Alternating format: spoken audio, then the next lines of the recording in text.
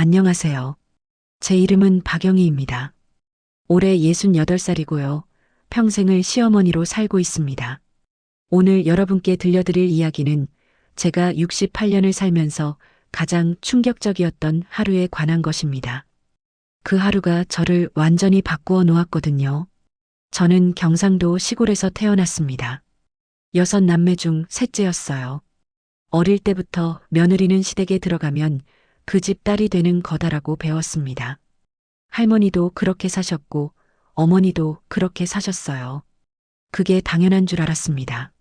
22살에 지금의 시댁으로 시집 왔어요. 시어머니는 엄격하셨습니다. 새벽 5시에 일어나 밥을 해야 했고 빨래는 손빨래로 해야 했어요. 겨울에도 찬물에 손을 담그고 빨래를 했습니다.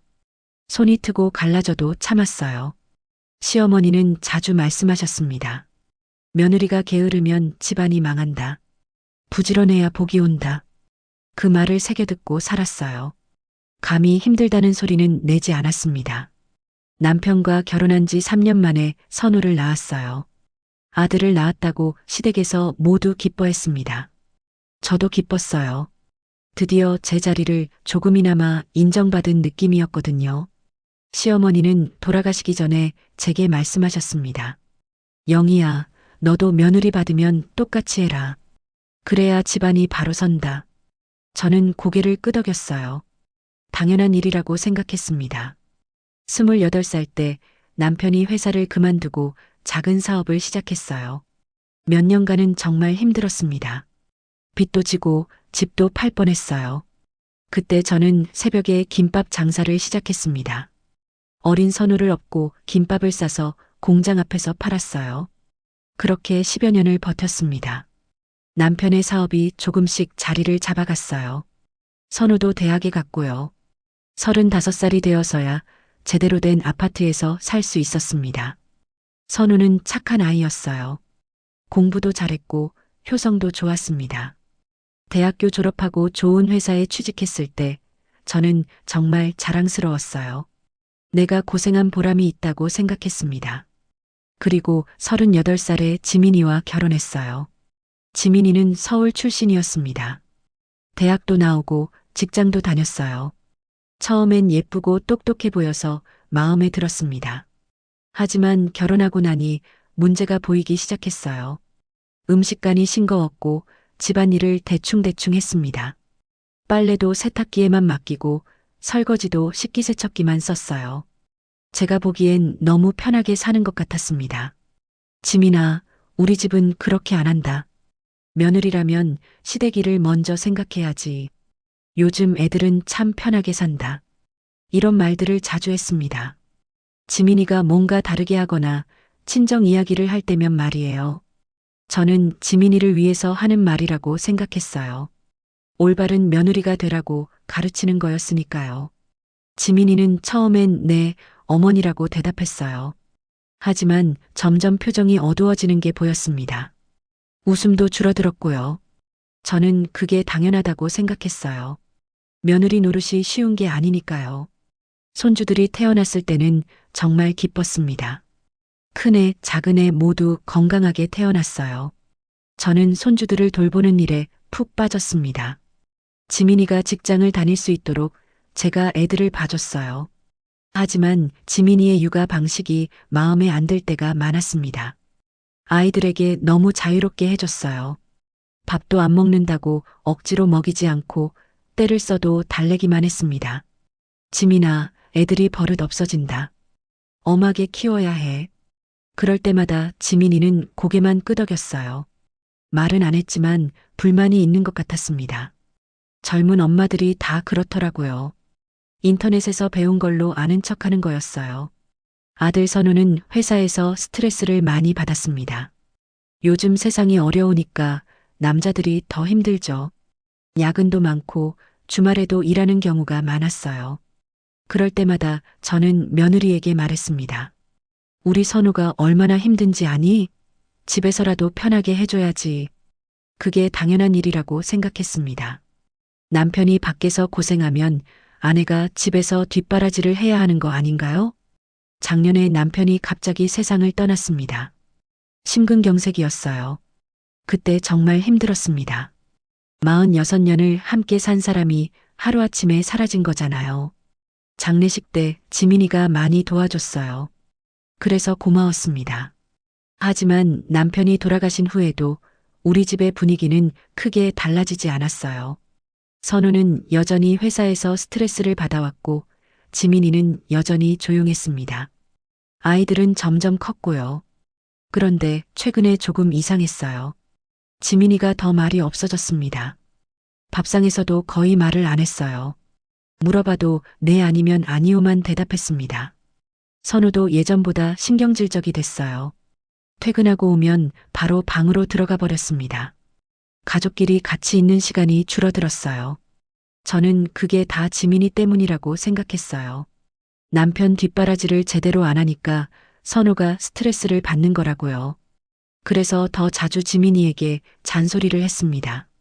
그런데 지난달 어느 저녁이었어요.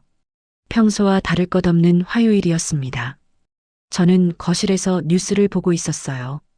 KBS 9시 뉴스였습니다. 아나운서가 경제 뉴스를 읽고 있었어요. 화장실을 다녀와서 휴대폰을 보니 가족 단톡방에 알림이 여러 개 떠 있었어요. 평소에는 하루에 한두 개 정도 올라오는데 그날은 알림이 많았습니다. 가족방 음성 파일 1개. 파일 제목이 이상했습니다. 시어머니께 드리는 마지막 기록. 처음엔 며느리가 또 감정적으로 뭔가 올린 줄 알았어요. 요즘 젊은 애들이 그런 거 좋아하잖아요. 뭔가 드라마틱하게 표현하는 걸 말이에요. 지민이도 가끔 그런 면이 있었거든요. 또 쇼하는구만. 속으로 중얼거리면서도 왠지 궁금했습니다. 마지막이라는 단어가 계속 신경 쓰였어요. 뭔가 불길한 느낌이 들었습니다. 재생 버튼을 눌렀습니다. 처음에는 아무 소리도 나지 않았어요. 조용한 숨소리만 들렸습니다. 누군가 울고 있는 것 같았어요. 간간이 킁킁거리는 소리가 들렸습니다. 잠시 후 아주 낮은 목소리가 들렸습니다. 어머니, 이걸 들으실지 모르겠지만 전 이제 좀 그만하고 싶어요. 지민이의 목소리였습니다. 평소보다 훨씬 떨리고 있었어요. 목소리가 쉬어 있었습니다. 어머니는 늘 그러셨죠. 나도 며느리 때 다 겪어봤다 하시면서요. 근데요, 어머니, 저는요, 제가 사람 취급을 못 받는 느낌이었어요. 가슴이 덜컥했습니다. 사람 취급을 못 받았다니요? 제가 언제 그렇게 했다는 거죠? 설거지 하나, 반찬 하나에도 우리 집은 그렇게 안 한다 하시고, 우리 집에서는 며느리가 하는 거다 하시고, 어머니, 전 결혼한 게 아니라 입대한 줄 알았어요. 제 얼굴이 화끈거렸습니다. 분명히 제가 했던 말들이었거든요. 하지만 그게 그렇게 나쁜 말이었을까요? 그때 파일 속에서 쾅 하는 소리가 났습니다. 문 닫히는 소리 같았어요. 꽤 세게 닫은 것 같았습니다. 그러니까 그만 좀 징징거려. 이번엔 아들 선우의 목소리였습니다. 평소보다 훨씬 거칠었어요. 화가 많이 난 것 같았습니다. 당신은 왜 맨날 힘들대? 나보다 힘든 사람이 어딨어? 회사 가서 욕먹고 집에 와서 또 당신 얼굴 보면 질린다. 진짜. 저는 소파에서 벌떡 일어났습니다. 제 아들이 이런 말을 한다고요? 아내에게 이렇게 말하는 거라고요? 그 다음에 들린 건 지민이의 흐느끼는 소리였습니다. 목을 눌러 우는 소리 같았어요. 여보, 애들 듣잖아. 지민이가 조용히 말했습니다. 목소리가 떨리고 있었어요. 애들이 뭘 들어? 쟤들은 나 닮아서 다 알아서 큰다니까. 당신 같으면 내가 이렇게까지 하겠냐고. 파일 속에서 뭔가 깨지는 소리가 났습니다. 유리컵이나 그릇 깨지는 소리 같았어요. 바닥에 떨어지는 소리도 들렸습니다. 그때 아주 작고 떨리는 목소리가 들렸습니다. 아빠, 엄마 그만 괴롭혀. 제 다리에서 힘이 빠졌습니다. 손주 목소리였어요. 큰애 10살 된 우리 손자였습니다. 목소리가 무서워서 떨고 있었어요. 뭘 괴롭혀? 다 엄마 잘 되라고 그러는 거지. 선우가 다시 소리쳤습니다. 저는 휴대폰을 떨어뜨릴 뻔했어요. 손이 너무 떨렸거든요. 이게 우리 집에서 벌어지고 있는 일이라고요? 제가 모르는 사이에? 언제부터 이런 일들이 일어나고 있었던 걸까요? 파일 시간을 보니 1시간 7분이었습니다. 아직 5분밖에 안 들었는데 남은 시간이 1시간 넘게 있었어요. 도대체 이 파일에는 뭐가 더 들어있는 걸까요? 화면 위쪽을 보니 읽음사라고 떠 있었습니다. 남편은 이미 돌아가셨으니 저와 아들, 그리고 손주 큰애까지 이 파일을 동시에 듣고 있다는 뜻이었어요. 어쩌면 지민이까지 4명이 모두 들을 수도 있는 거였어요. 손이 덜덜 떨렸습니다. 심장이 빠르게 뛰었어요. 저는 거실 창문으로 다가가서 밖을 내다봤어요. 평범한 아파트 단지 풍경이었습니다. 가로등이 켜져 있고 몇 대의 차들이 조용히 주차되어 있었어요. 어떤 집에서는 불이 켜져 있고 어떤 집에서는 꺼져 있었습니다.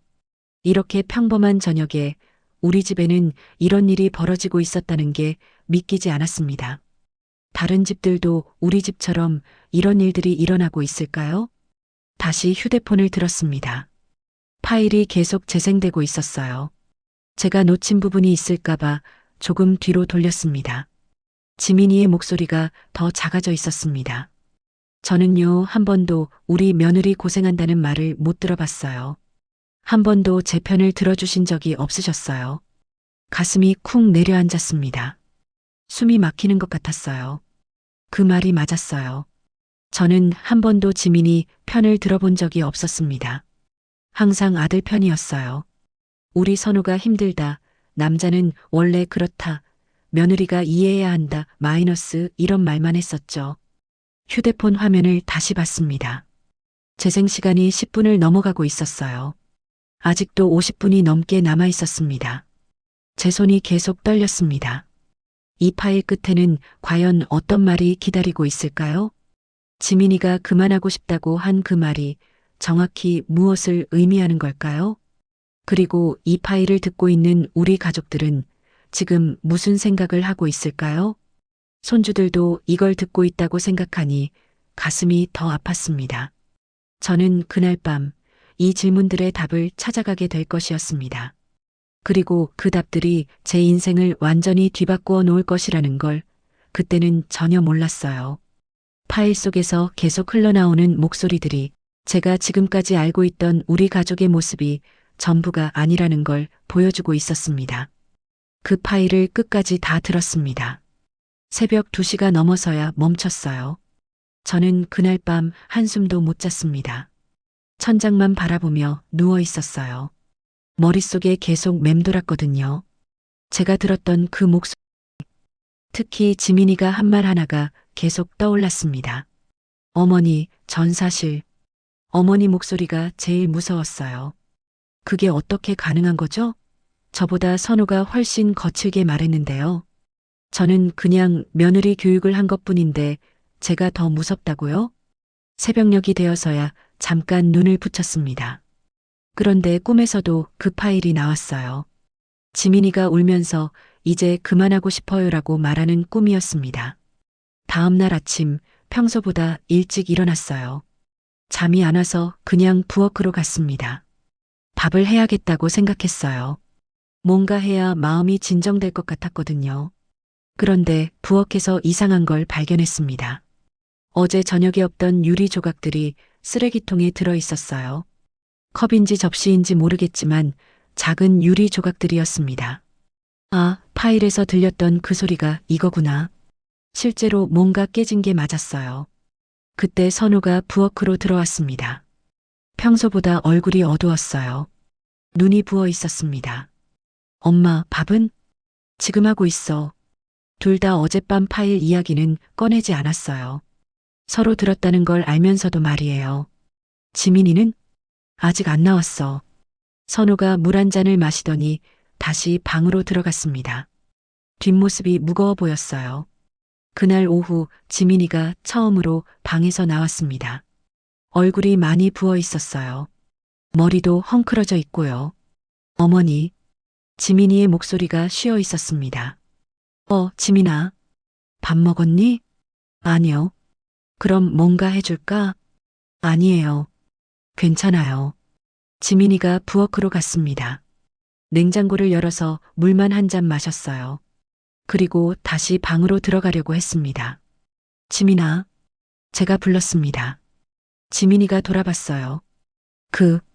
어제 말을 시작했다가 멈췄습니다. 뭐라고 말해야 할지 모르겠더라고요. 지민이가 잠시 저를 바라봤습니다. 그리고 고개를 숙였어요. 죄송해요, 어머니. 파일. 실수로 올렸어요. 실수라고요? 하지만 파일 제목을 보면 실수 같지 않았는데요. 실수면 다행이고, 네. 걱정 끼쳐드려서 죄송해요. 지민이가 다시 방으로 들어갔습니다. 문을 닫는 소리가 조용했어요.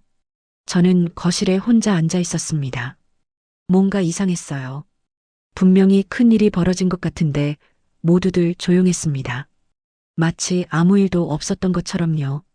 그날 저녁 선우가 퇴근하고 왔을 때도 마찬가지였어요. 평소와 똑같이 다녀왔습니다라고 인사하고 방으로 들어갔습니다. 지민이도 나오지 않았고요. 저녁 밥상도 조용했습니다. 손주들만 평소처럼 떠들었어요. 어른들은 모두 말이 없었습니다. 손주 큰애가 물었어요. 할머니, 왜 다들 말이 없어요? 아니야. 할머니가 피곤해서 그래. 엄마 아빠도 요즘 말이 없어요. 엄마는 계속 방에만 있고요. 가슴이 아팠습니다. 아이들도 다 느끼고 있었어요. 괜찮아질 거야. 걱정하지 마. 하지만 저 자신도 확신이 없었습니다. 그날 밤 제 절친 미자에게 전화를 걸었어요. 미자야, 나 좀 심각한 고민이 있어. 뭔데? 목소리가 이상하네. 우리 집에 큰 문제가 있는 것 같아. 미자는 오랜 친구였어요. 결혼 전부터 알고 지낸 사이였습니다. 제가 시집살이 할 때도 많이 도와줬고요. 지민이가 어제 이상한 파일을 올렸어. 무슨 파일? 녹음 파일인데 우리 집 상황이 다 들어 있었어. 미자가 잠시 말이 없더니 물었어요. 영희야, 너 혹시 며느리한테 너무 심하게 한 거 아니야? 뭐가 심해? 나는 그냥 우리 집 규칙대로 하라고 한 것뿐인데. 그 규칙이라는 게 뭔데? 저는 미자에게 평소에 지민이에게 어떻게 말했는지 이야기했어요. 우리 집은 그렇게 안 한다. 며느리가 먼저 해야 한다. 친정일은 뒷전이다 같은 말들이요. 미자가 한숨을 쉬었습니다. 영희야, 나 사실 할 말이 있었어. 뭐? 너 며느리한테 말하는 거 여러 번 봤거든. 내가 놀러 갔을 때 제 가슴이 뜨끔했어요. 지민이 얼굴 표정을 봤어. 완전히 굳어 있더라. 마치 숨을 참고 있는 것 같았어. 그건 영희야, 나도 시집살이 했어. 너도 알잖아. 내가 얼마나 힘들었는지. 미자의 시어머니는 저보다도 더 엄격했어요. 미자는 정말 힘들게 살았습니다. 근데 말이야, 그 힘든 시절이 끝나고 나서 내가 깨달은 게 있어. 뭐? 내가 그렇게 당했다고 해서 다른 사람한테도 똑같이 하면 안 된다는 거야. 그 말이 가슴에 박혔습니다. 영희야, 너도 그때 얼마나 힘들어했는지 나 다 봤어. 밤에 몰래 울던 것도 알고. 그랬어요. 저도 시집살이가 정말 힘들었어요. 특히 첫 몇 년은 매일 울었습니다. 근데 지금은 너도 그때 그 시어머니랑 똑같이 하고 있는 거 아니야? 미자의 말이 마치 못을 박는 것 같았어요. 나는 지민이를 위해서? 정말 며느리를 위해서였어? 할 말이 없었습니다. 전화를 끊고 나서 저는 오래 생각했어요. 정말로 지민이를 위해서 그런 말들을 했던 걸까요? 아니면 제가 당했던 걸 똑같이 되갚아주고 싶었던 걸까요? 그 다음 며칠 동안 집안 분위기는 더 이상해졌습니다.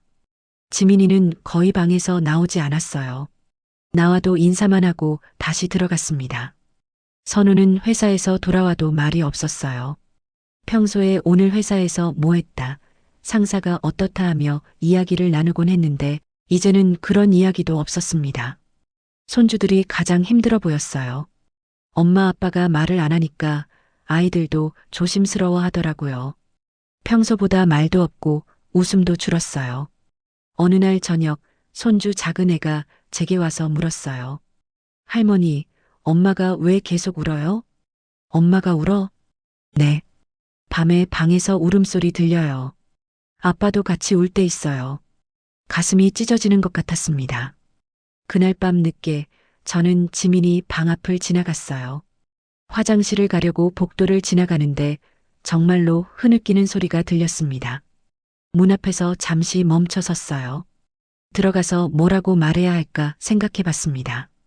하지만 뭐라고 해야 할지 모르겠더라고요. 그때 선우의 목소리도 들렸어요. 그냥 조금만 참아. 엄마도 나이 들어서 그러시는 거야. 저는 정말 힘들어요. 나도 힘들어. 회사에서도 스트레스 받고 집에서도. 그럼 저는 어떻게 해요? 목소리가 점점 작아졌습니다. 저는 제 방으로 돌아왔어요. 이불을 뒤집어 쓰고 누웠지만 잠이 오지 않았습니다. 다음 날 지민이의 친정 어머니에게서 전화가 왔어요. 사부인, 우리 지민이 요즘 어때요? 어때긴. 뭐 괜찮죠. 그런가요? 요즘 전화해도 목소리가 이상해서. 아, 감기 기운이 있나 봐요. 거짓말이었어요. 하지만 뭐라고 말해야 할지 모르겠더라고요. 사부인, 혹시 우리 지민이가 실수한 게 있으면 너무 혼내지 마세요. 원래 착한 애거든요. 전화를 끊고 나서 마음이 더 무거워졌어요. 사부인도 뭔가 눈치채신 것 같았거든요. 그날 오후 저는 결심했어요. 이대로는 안 되겠다고 생각했습니다. 뭔가 해야 할 것 같았어요. 지민이 방 앞에 가서 노크했습니다. 지민아, 할 말이 있어. 네. 나와서 이야기 좀 하자. 잠시 후 지민이가 나왔어요. 얼굴이 많이 야위어 있었습니다. 거실 소파에 마주 앉았어요. 지민이가 고개를 숙이고 있었습니다. 지민아, 그 파일. 어머니, 정말 죄송해요. 제가 실수가 아니었지? 지민이가 고개를 들었어요. 눈이 빨갛게 부어 있었습니다. 정말 실수였어요. 지민아, 나한테 솔직하게 말해봐. 뭐가 그렇게 힘든 거야? 지민이가 눈물을 훔쳤어요. 괜찮아요, 어머니. 제가 예민한 게 아니야. 뭔가 문제가 있는 거지. 하지만 지민이는 끝까지 괜찮다고만 했어요. 더 이상 아무 말도 하지 않았습니다. 그날 밤 저는 다시 그 파일을 들어봤어요. 이번엔 더 자세히 들었습니다. 파일 중간쯤에 제 목소리가 나왔어요. 지민아, 시집이라는 건 원래 그런 거야. 나도 다 겪어봤어. 그 정도 가지고 힘들다고 하면 요즘 애들은 참. 녹음으로 듣는 제 목소리가 낯설었어요. 차갑고 무정하게 들렸습니다. 어머니, 제가 저희 아버지 돌아가셨을 때 어머니가 하신 말 기억하세요? 차갑게 떠오르는 기억이 있었습니다. 장례식장은 요즘 다 해주는 거 아니야? 너는 여기 있어라. 그때 지민이가 울면서 부탁했었어요. 어머니, 아버지 마지막인데. 하고요. 하지만 저는 단호했어요. 시집온 며느리가 친정일에 너무 신경 쓰면 안 된다고 말했습니다. 파일 속에서 지민이가 말했어요.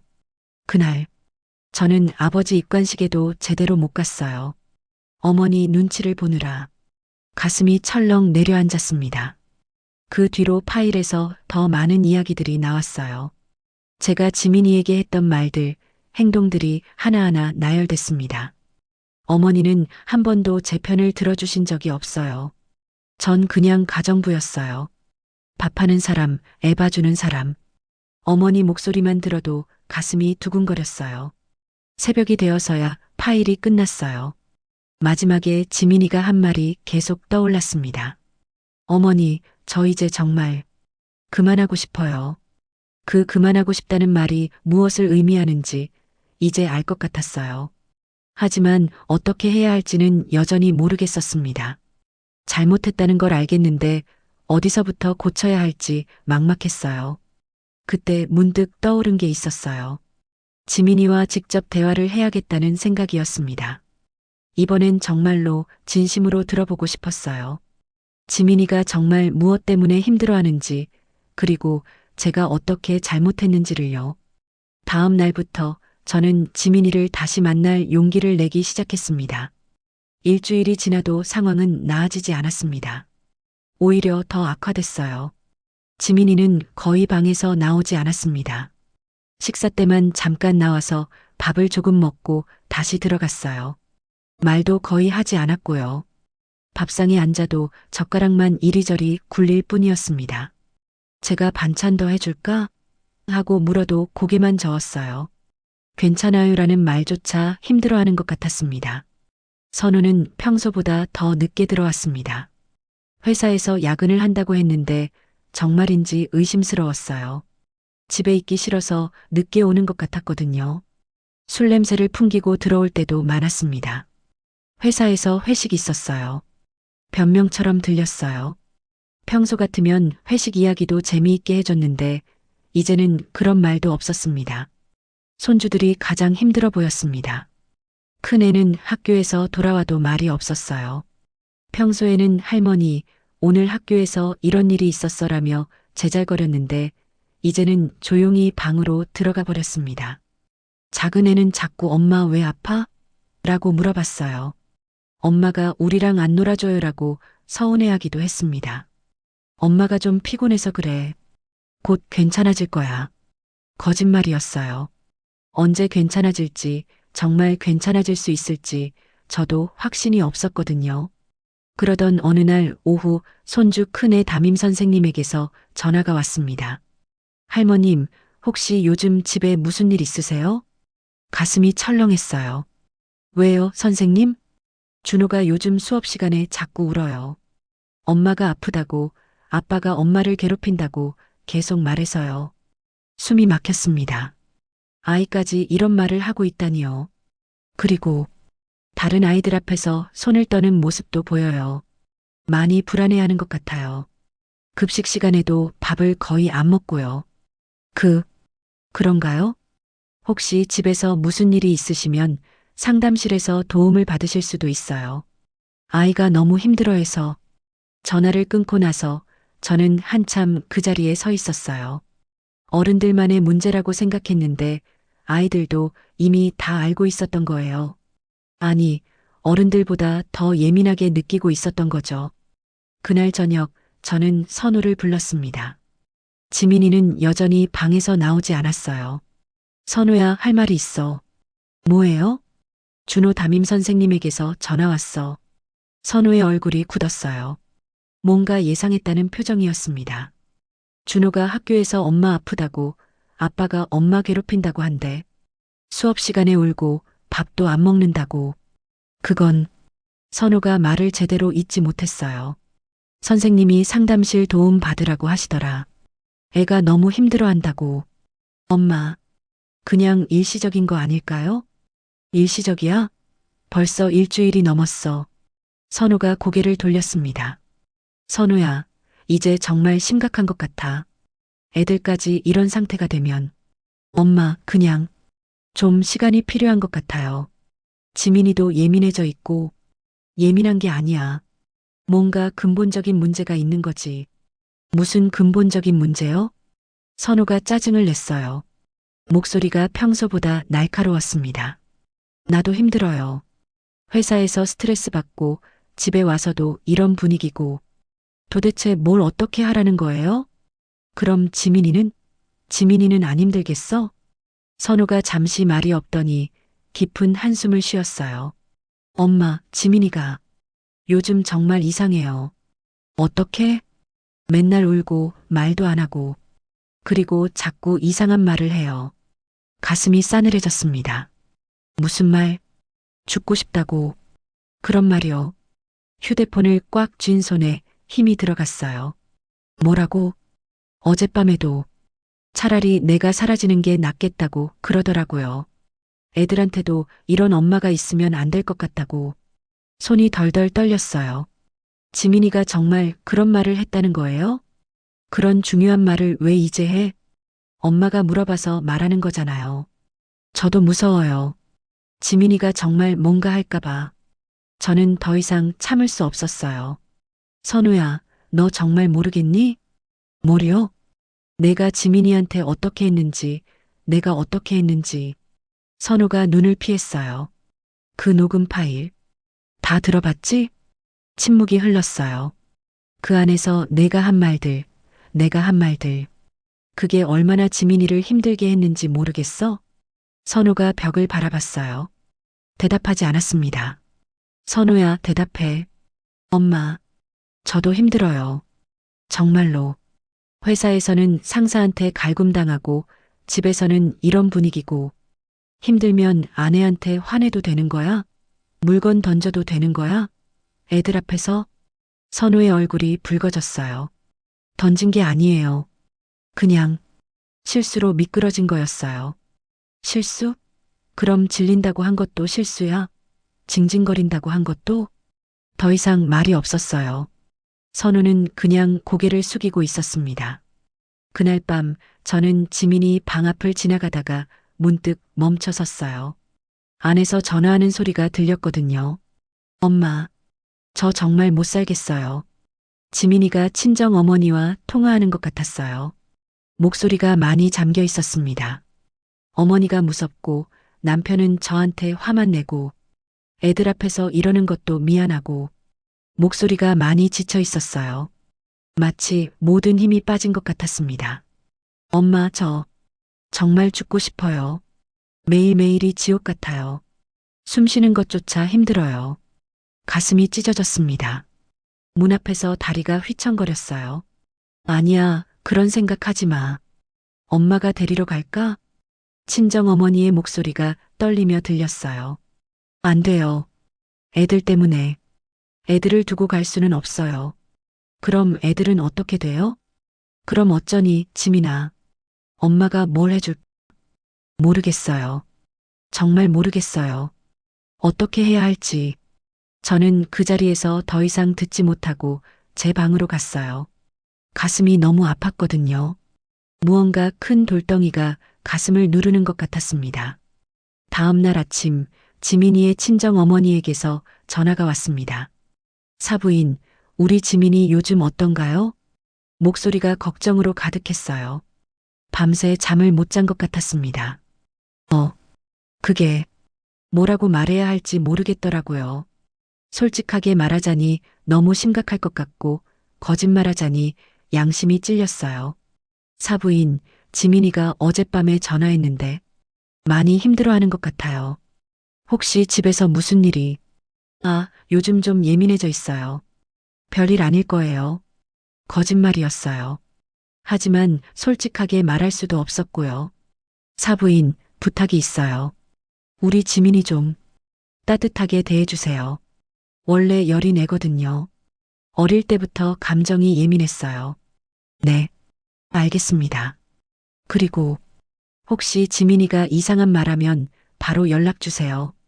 정말 걱정돼서 전화를 끊고 나서 저는 오랫동안 그 자리에 서 있었어요. 지민이 어머니의 목소리에서 간절함이 느껴졌거든요. 딸을 걱정하는 마음이 그대로 전해졌습니다. 그날 오후 저는 절친 미자에게 다시 전화를 걸었어요. 미자야, 나 정말 큰일 난 것 같아. 왜? 무슨 일이야? 지민이가 죽고 싶다고 해. 미자가 놀란 목소리로 물었어요. 뭐라고? 설마 선우한테 들었어. 맨날 그런 말을 한다고. 차라리 사라지는 게 낫겠다고. 영희야, 그거 정말 위험한 거야. 농담이 아니야. 나도 알아. 근데 어떻게 해야 할지, 뭘 해야 할지. 미자가 한참 생각하더니 진지하게 말했어요. 영희야, 이제는 내가 먼저 나서야 할 것 같아. 내가? 응. 내가 지민이한테 사과하고 아들한테도 제대로 말해야 해. 사과를. 내가 그동안 한 번도 생각해 본 적 없는 일이었어요. 시어머니가 며느리에게 사과한다고요? 영희야, 자존심 버려. 사람 목숨이 걸린 문제야. 지금은 그런 걸 따질 때가 아니야. 하지만, 영희야, 내가 지민이 입장에서 생각해봐. 남편한테는 무시당하고 시어머니한테는 구박받고 그럼 어디에 기댈 데가 있어? 할 말이 없었어요. 정말 지민이 입장에서 생각해보니 갈 곳이 없더라고요. 그날 밤 저는 잠도 못 자고 계속 생각했어요. 정말 제가 먼저 사과해야 하는 걸까요? 68년을 살면서 한 번도 며느리에게 사과해 본 적 없는데 이틀 후 더 큰 일이 벌어졌습니다. 아침에 일어나 보니 지민이가 없었어요. 방도 비어 있었고 옷장에서 옷들이 일부 없어졌어요. 화장품도 몇 개 사라졌고요. 선우가 허둥대며 전화를 걸고 있었어요. 지민아, 어디야? 전화 좀 받아. 제발. 하지만 지민이는 전화를 받지 않았어요. 계속 연결음만 들릴 뿐이었습니다. 손주들이 아침밥을 먹다가 물었어요. 할머니, 엄마는 어디 갔어요? 어제부터 안 보여요. 엄마가 잠깐 볼 일이 있어서 나갔어. 하지만 아이들도 뭔가 이상하다는 걸 느끼는 것 같았어요. 큰 애는 계속 엄마 방을 들여다봤고 작은 애는 엄마 언제 와요? 라고 계속 물어봤어요. 하루 종일 지민이는 연락이 되지 않았어요. 선우는 회사도 안 가고 계속 전화를 걸었지만 소용없었습니다. 지민이의 휴대폰은 꺼져 있었어요. 엄마 어떻게 하죠? 지민이가 정말 뭔가 하면 선우의 얼굴이 하얗게 질려 있었어요. 일단 지민이 친정에 연락해봐. 하지만 친정에서도 모른다고 했어요. 지민이가 연락하지 않았다는 거였습니다. 그날 저녁 늦게 지민이의 친정 어머니에게서 전화가 왔어요. 사부인 지민이가 저희 집에 왔어요. 아, 가슴이 조금 놓였어요. 적어도 안전한 곳에 있다는 뜻이니까요. 근데 상태가 너무 안 좋아요. 계속 울기만 하고 밥도 안 먹고 미안합니다. 제가 사부인 대체 무슨 일이 있었던 거예요? 지민이가 아무 말도 안 해요. 그냥 못 살겠다고만. 할 말이 없었어요. 뭐라고 설명해야 할지 모르겠더라고요. 지민이가 다시는 그 집에 안 간다고 해요. 애들 생각에 마음은 아프지만 더 이상은 못 살겠다고. 그 말을 듣는 순간 가슴이 텅 비는 느낌이었어요. 그리고 정말 걱정되는 건 지민이가 계속 죽고 싶다는 말을 해요. 진짜로 뭔가 할까봐 무서워서 잠도 못 자겠어요.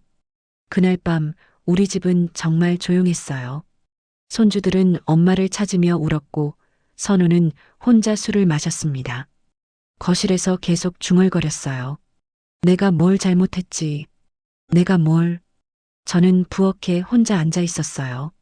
텔레비전은 켜져 있었지만 무슨 내용인지 전혀 들리지 않았어요. 머릿속이 하얘져 있었거든요. 이렇게 된 게 다 누구 때문일까요? 지민이가 너무 예민해서일까요? 선우가 너무 무신경해서일까요? 아니면 그때 문득 깨달았어요. 제가 가장 큰 문제였다는 걸. 지민이를 몰아붙인 건 선우만이 아니었어요. 저도 마찬가지였습니다. 아니, 어쩌면 제가 더 심했을지도 몰라요. 선우는 그래도 가끔 미안하다는 표정을 지었는데 저는 한 번도 그런 적이 없었거든요. 며느리는 시댁에서 참아야 한다. 나도 그렇게 살았다. 요즘 애들은 약하다. 이런 말들로 지민이의 입을 틀어막았어요. 지민이가 힘들다고 호소할 때마다 저는 그걸 무시하고 오히려 나무랐습니다. 그리고 선우에게는 계속 내가 힘들다. 지민이가 이해해야 한다고 말했어요. 아들이 아내를 함부로 대해도 괜찮다는 메시지를 보낸 거였어요. 새벽이 되어서야 결심했습니다. 내일 당장 지민이를 찾아가야겠다고. 그리고 진심으로 사과해야겠다고. 이번엔 정말로 솔직하게 제가 얼마나 잘못했는지 인정하고 싶었어요. 그래야만 이 상황을 바꿀 수 있을 것 같았거든요. 지민이가 그만하고 싶다고 했던 그 말의 진짜 의미를 이제 알겠어요. 그리고 그 책임이 누구에게 있는지도요. 이제는 정말로 제가 직접 나서서 이 문제를 해결해야 할 때가 온 것 같았습니다.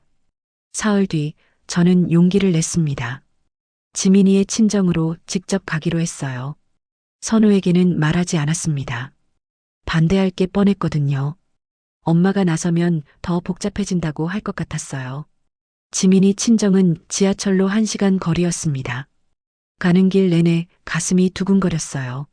뭐라고 말해야 할지, 어떻게 시작해야 할지 계속 생각했습니다. 친정 앞에 도착해서 한참을 서성거렸어요. 초인종을 누르기가 쉽지 않더라고요. 혹시 지민이가 저를 만나려 하지 않으면 어떻게 하나 싶었습니다. 마침내 초인종을 눌렀어요. 누구세요? 사부인 목소리였습니다. 저, 성우 엄마입니다. 잠시 침묵이 흘렀어요. 그러더니 문이 열렸습니다. 사부인, 웬일이세요? 놀란 표정이었어요. 제가 혼자 찾아갈 거라고는 예상 못 하셨나 봅니다. 지민이, 좀 만나고 싶어서요. 지민이가 지금 상태가 많이 안 좋아서 그래도 한 번만. 사부인이 잠시 고민하더니 고개를 끄덕였어요. 들어오세요. 거실에 앉아 있는데 지민이 방에서 나왔습니다. 얼굴이 많이 야위어 있었어요. 눈이 퉁퉁 부어 있었고요. 어머니, 지민이의 목소리가 매우 작았습니다. 지민아, 저도 목소리가 떨렸어요. 잠깐, 이야기 좀 할까? 지민이가 주저하는 것 같았어요. 어머니를 힐끔 쳐다봤습니다. 괜찮아, 지민아. 어머님하고 이야기해봐. 사부인께서 자리를 피해 주셨어요. 지민이와 저 둘만 남았습니다. 어색한 침묵이 흘렀어요. 지민아, 제가 먼저 입을 열었습니다. 미안하다. 지민이가 고개를 들었어요. 놀란 표정이었습니다. 네, 내가 잘못했다. 지민이의 눈이 커졌어요. 아마 평생 처음 듣는 말이었을 거예요. 그 녹음 파일. 다 들었어. 지민이가 고개를 숙였습니다. 거기서 내가 내게 한 말들. 다 들었다. 목이 메었어요. 지민아, 나는 그게 너를 위한 일이라고 생각했어. 어머니. 근데 아니었구나. 내가 너를 괴롭혔구나. 지민이가 눈물을 훔쳤어요. 어머니, 괜찮아요. 괜찮지 않아. 전혀 괜찮지 않아. 제 목소리가 커졌습니다.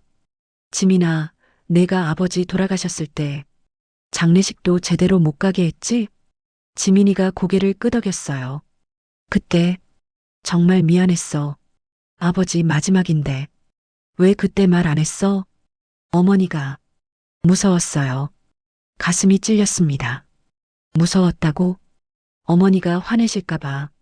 그리고 또 시집온 며느리가 친정일에 신경 쓴다고 하실까봐. 할 말이 없었어요.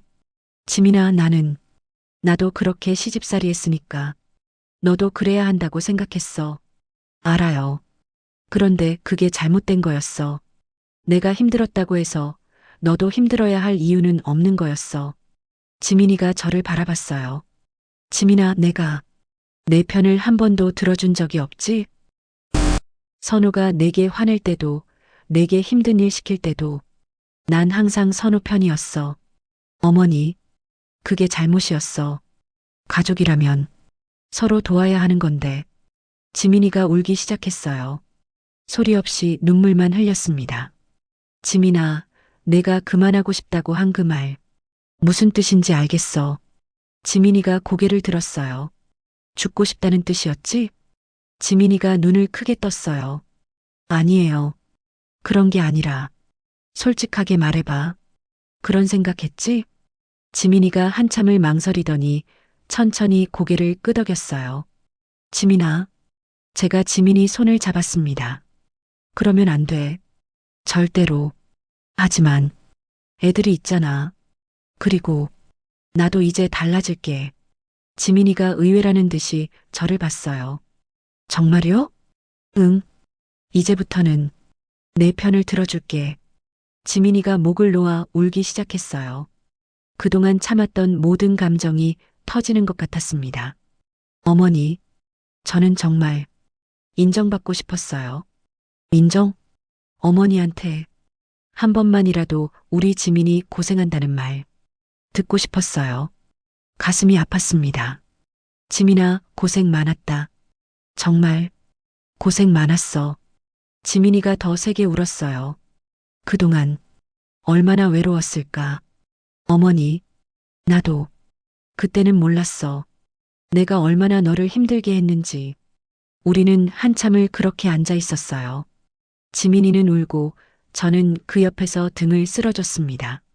지민아, 집으로 돌아올 생각 있어? 지민이가 고개를 저었어요. 아직 무서워요. 선우 때문에? 그것도 있고 또 똑같아질까봐. 이해됐어요. 그럼 천천히 하자. 급하지 않아. 어머니가 그렇게 말씀하실 줄 몰랐어요. 나도 변할 거야. 꼭. 그날 저는 지민이와 오래 이야기했어요. 그동안 지민이가 얼마나 힘들었는지, 무엇 때문에 괴로웠는지 차근차근 들었습니다. 어머니가 우리 집은 그렇게 안 한다고 하실 때마다 전 제가 틀린 사람인 줄 알았어요. 미안하다. 그리고 선호 씨가 화낼 때마다 어머니는 항상 남편이 힘들어서 그러는 거다라고 하셨잖아요. 그랬지. 그럼 저는 안 힘든가요? 저도 사람인데. 할 말이 없었어요. 정말 지민이 입장은 한 번도 생각해 본 적이 없었거든요. 지민아, 앞으로는 달라질 거야. 선우한테도 내가 똑똑히 말할게. 정말요? 응. 아내한테 그런 식으로 하면 안 된다고. 지민이가 처음으로 작게 웃었어요. 집으로 돌아가는 길, 저는 많은 생각을 했어요. 68년을 살면서 이렇게 누군가에게 진심으로 사과해 본 적이 있었나 싶었습니다. 특히 며느리에게 말이에요. 집에 도착하니 선우가 기다리고 있었어요. 엄마, 어디 갔다 와요? 지민이 보고 왔어. 뭐라고 하던가요? 선우야, 너부터 바뀌어야 해. 네. 지민이한테 제대로 사과해야 해. 그리고 앞으로는 함부로 말하면 안 돼. 선우가 당황한 표정을 지었어요. 엄마가 왜 갑자기가 아니야. 늦은 거지. 저는 선우에게 지민이와 나눈 이야기를 들려줬어요. 지민이가 얼마나 힘들었는지, 왜 집을 나갔는지 말이에요. 선우야, 지민이가 죽고 싶다는 생각까지 했어. 선우의 얼굴이 하얗게 질렸어요.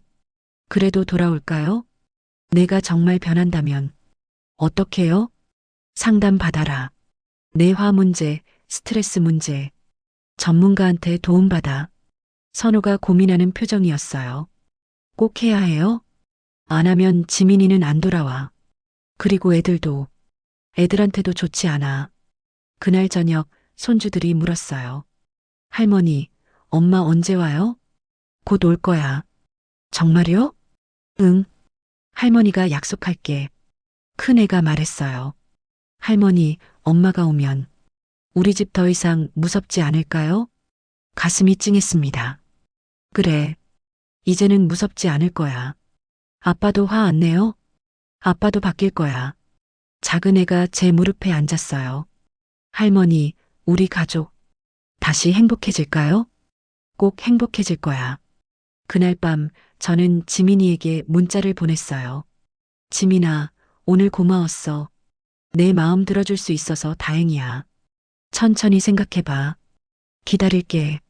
잠시 후 답장이 왔어요. 어머니, 저도 고마워요. 처음으로 제 말을 들어주셔서 앞으로는 항상 들어줄게. 약속해. 어머니, 정말 바뀌실 수 있어요? 바뀔게. 꼭. 그 다음 주부터 우리 집에 조금씩 변화가 시작됐어요. 선우는 상담센터에 등록했습니다. 일주일에 2번씩 상담을 받기로 했어요. 저도 변화를 시작했어요. 지민이가 없는 동안 제가 손주들을 더 세심하게 돌봤습니다. 그리고 지민이가 돌아왔을 때를 위해 준비했어요. 미자에게 물었어요. 며느리랑 잘 지내려면 어떻게 해야 할까? 일단 간섭 줄이고 칭찬 늘려. 칭찬? 응. 지민이가 뭘 해도 잘했다고 해줘. 그동안 한 번도 못 들어본 말일 거야. 그래서 연습했어요. 고생했다, 잘했다, 고맙다 같은 말들을요. 2주 후 지민이에게서 연락이 왔어요. 어머니, 한 번 더 만날 수 있을까요? 물론이지. 이번에는 지민이가 우리 집 근처 카페로 나왔어요. 얼굴이 조금 나아 보였습니다. 어머니, 선호 씨가 상담 받는다고 들었어요. 응. 일주일에 2번씩? 정말 변할까요? 노력하고 있어. 너도 봐줄 수 있어? 지민이가 고민하더니 말했어요. 천천히. 해보고 싶어요. 천천히 하자. 그런데 조건이 있어요. 뭐든지 말해봐. 어머니도 저한테 다시는 그런 말 하시면 안 돼요. 그런 말, 우리 집은 그렇게 안 한다. 며느리는 이래야 한다. 그런 말들요. 알았어. 약속할게. 그리고 저도 실수할 수 있다는 걸 인정해 주세요. 당연하지. 지민이가 처음으로 편안한 표정을 지었어요. 그럼 다음 주부터 조금씩 집에 가볼게요. 희망이 보이기 시작했습니다. 완전히 해결된 건 아니지만 적어도 시작은 할 수 있을 것 같았어요.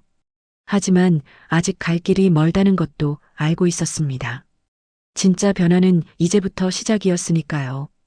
6개월이 흘렀습니다. 지민이는 약속대로 천천히 집으로 돌아왔어요. 처음에는 주말에만 와서 하루 머물다 가는 것부터 시작했습니다. 아이들이 가장 기뻤어요.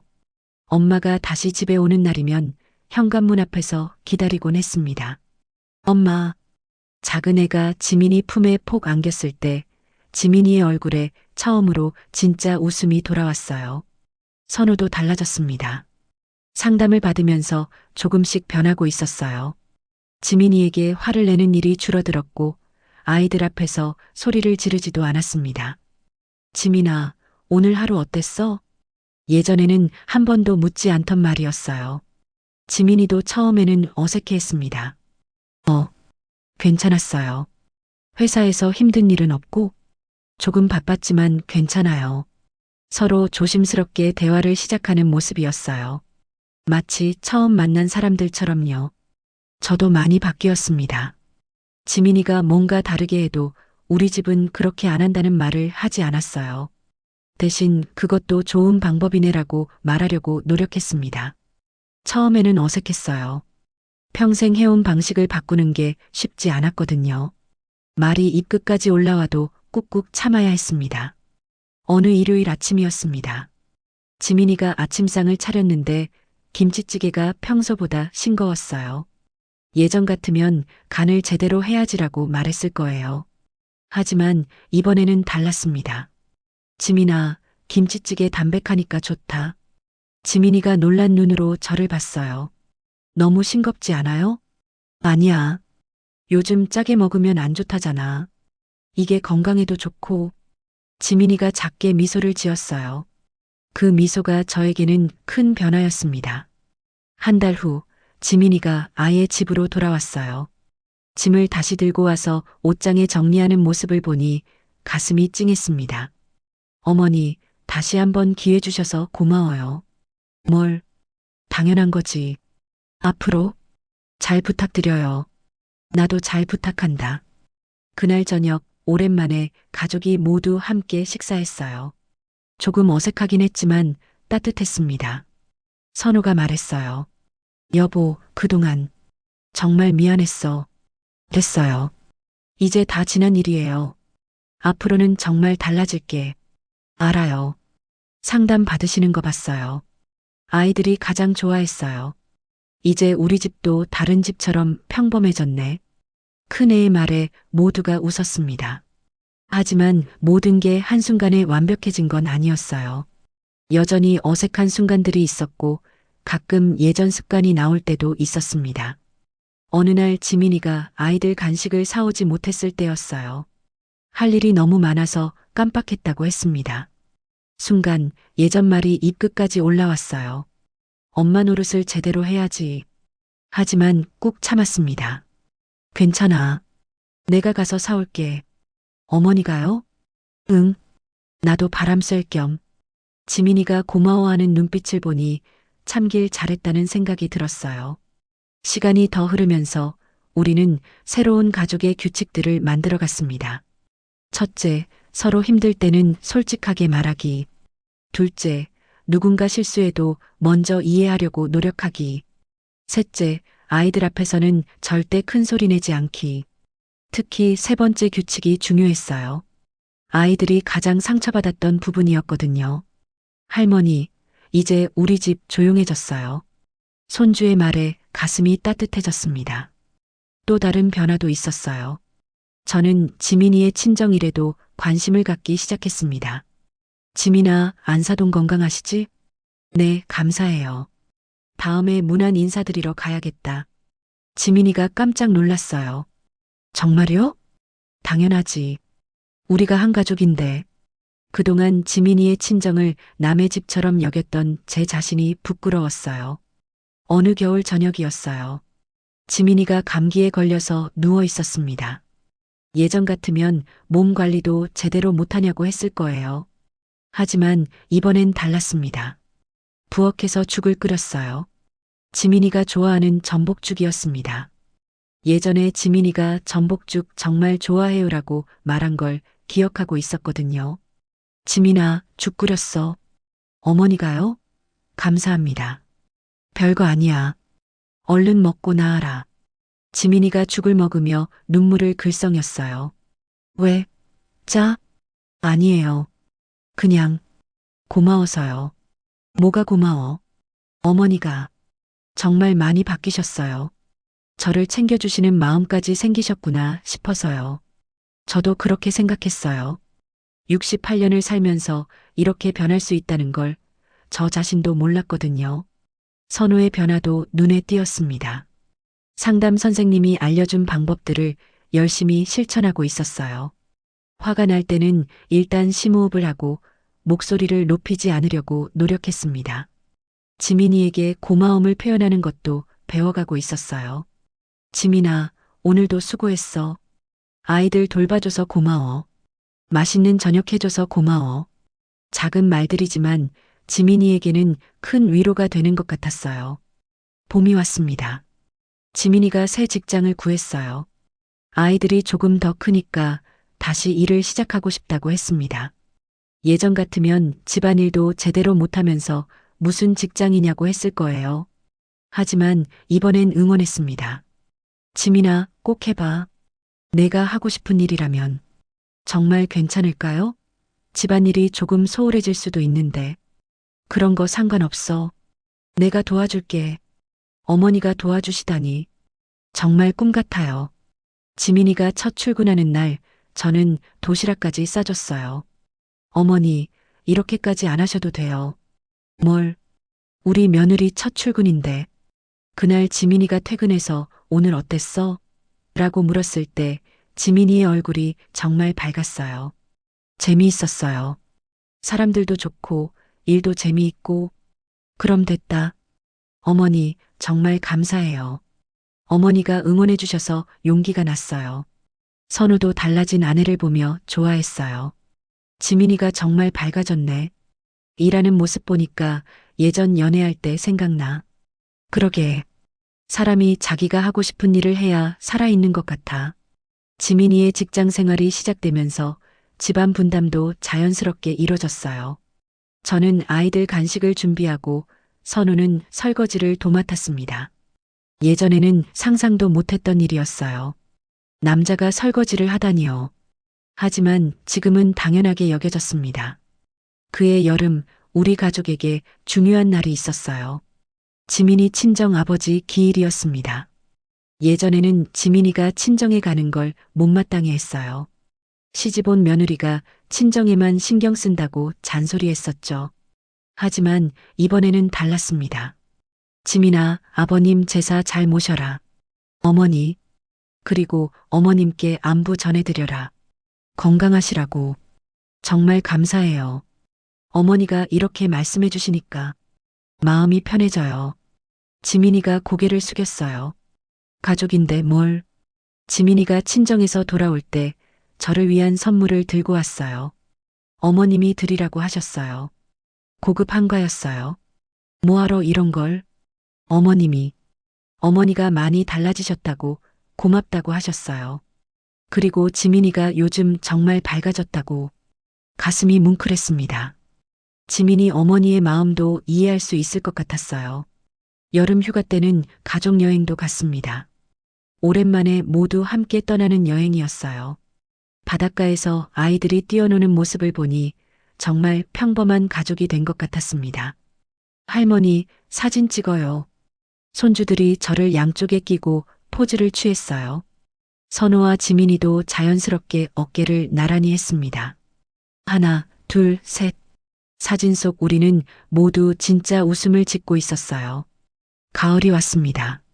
어느 날 저녁 가족들이 모두 거실에 앉아 있었어요. 아이들은 숙제를 하고 선호와 지민이는 텔레비전을 보고 있었습니다. 평범한 일상이었지만 저에게는 너무 소중했어요. 몇 달 전만 해도 이런 평화로운 시간이 있을 거라고 생각하지 못했거든요. 할머니, 뭘 그렇게 봐요? 큰애가 물었어요. 그냥, 우리 가족이 다 함께 있어서 좋다. 저희도 좋아요. 이제 집이 따뜻해졌어요. 작은 애도 말했어요. 맞아요. 예전에는 집이 무서웠는데 이제 안 무서워요. 선우와 지민이가 서로 바라봤어요. 미안해하는 표정이었습니다. 애들아, 아빠 엄마가 미안해. 그때 무섭게 해서. 괜찮아요, 아빠. 이제 안 그러잖아요. 앞으로도 계속 안 그럴 거야. 약속? 그날 밤 지민이가 저에게 와서 말했어요. 어머니, 진짜 감사해요. 뭘? 어머니가 바뀌지 않으셨으면 저희 가족은 정말 끝났을 거예요. 너도 고마워. 다시 기회를 줘서.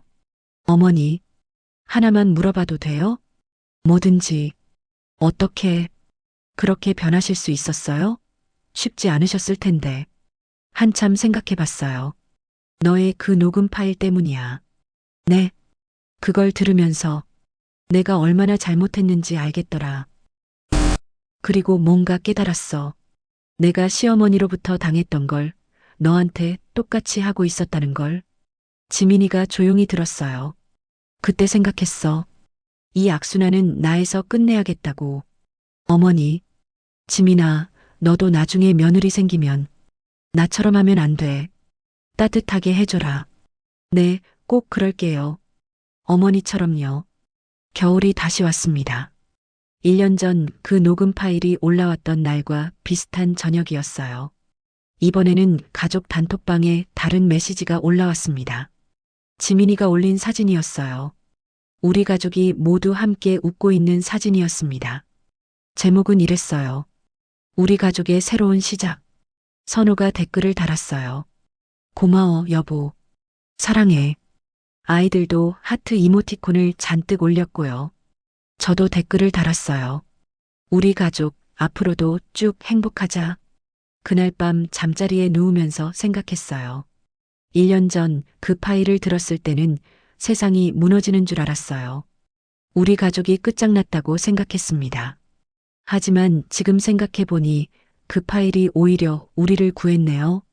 그 파일 때문에 우리는 진짜 문제가 뭔지 알 수 있었고 바꿀 수 있었습니다.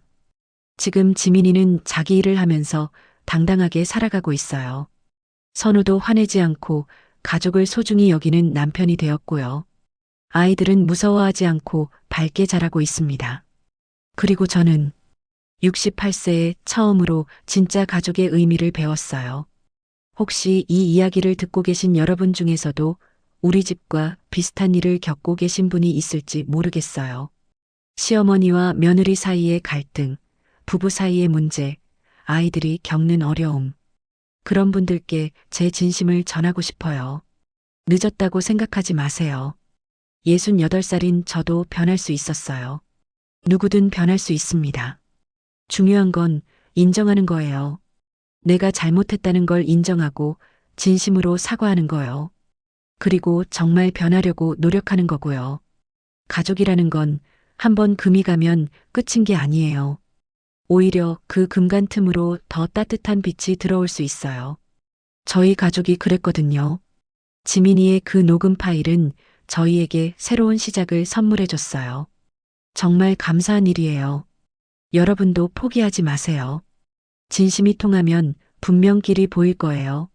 지금 이 순간도 어디선가 힘들어하고 있을 누군가에게 이 이야기가 작은 희망이 되었으면 좋겠어요.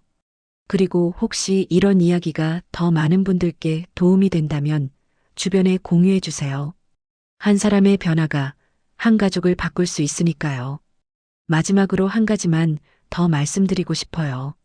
사랑은 늦어도 괜찮다는 거예요. 저처럼 68세에 시작해도 충분히 아름다운 가족을 만들 수 있어요.